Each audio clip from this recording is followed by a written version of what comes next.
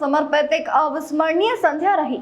स्मृति शेष श्रीमती वीना नागपाल के स्त्री विमर्श और सामाजिक सरोकारों पर केंद्रित आलेखों का संकलन शब्द सुरों की वीणा का भव्य लोकार्पण समारोह संपन्न हुआ। इस अवसर पर केंद्रीय मंत्री ज्योतिरादित्य सिंधिया, वरिष्ठ भाजपा नेता कैलाश विजयवर्गीय और सांसद शंकर लालवानी विशिष्ट रूप से उपस्थित रहे। यह आयोजन न केवल एक पुस्तक के विमोचन का अवसर था, बल्कि एक विचारशील लेखिका को समर्पित भावपूर्ण श्रद्धांजलि भी थी। कार्यक्रम में शामिल हुए मंत्री ज्योतिरादित्य सिंधिया ने कहा कि नागपाल परिवार और सिंधिया परिवार के बीच 3 पीढ़ियों से संबंध रहा है। मैं यहाँ एक अतिथि नहीं, बल्कि परिवार के सदस्य के रूप में उपस्थित हूँ। उन्होंने आगे कहा कि वीना नागपाल इंदौर की एक संस्था थी। उनमें विचार, संवेदना, कलम की ताकत और सामाजिक दृष्टि का जो अद्भुत संगम था, वह बहुमुखी प्रतिभा का प्रतीक है। सिंधिया ने इस आयोजन को केवल एक पुस्तक विमोचन नहीं, बल्कि एक विख्यात लेखिका को समर्पित श्रद्धांजलि बताया।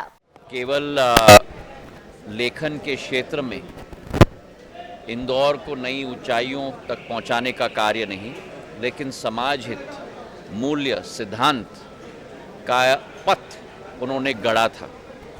और आज उनकी स्मृति में जो कार्यक्रम आयोजित किया गया है, मैं सभी आयोजकों को अपने तरफ से बधाई देना चाहता हूँ।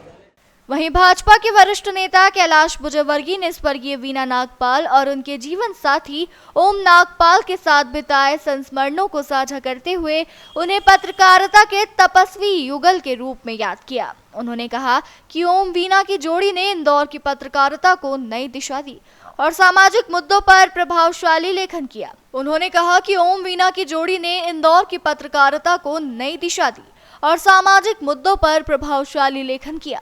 समारोह में वरिष्ठ साहित्यकार अशोक कुमट और लेखक यश भूषण जैन भी मुख्य रूप से उपस्थित रहे।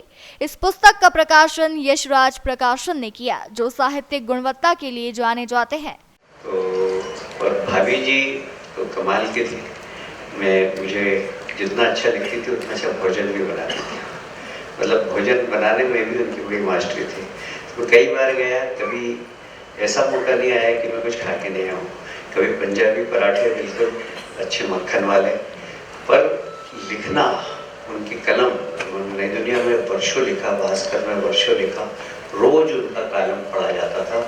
और अलग अलग विषय की विभिन्नता इतनी ज़बरदस्त थी और शब्दों का चयन इतना ज़बरदस्त था उनका कि बस। और उसमें 7000 में से कुछ चयन करके एक पुस्तिका का लेआउट वगैरह देखकर। इंदौर से नेशन टाइम की रिपोर्ट।